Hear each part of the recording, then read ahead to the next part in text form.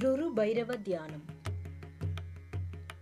திரிநேத்ரம் வரதம் சாந்தம் குமாரஞ்ச திகம்பரம் டங்கம் கிருஷ்ணமிருகம் பாத்ரம் பிப்ரானஞ்ச கிருபானகம் மகேஸ்வர்யாயுதம் தேவம் விருஷாரூடம் ஸ்மிதானனம் சுத்த ஸ்படிக சங்காசம் நமாமி ருரு பைரவம்.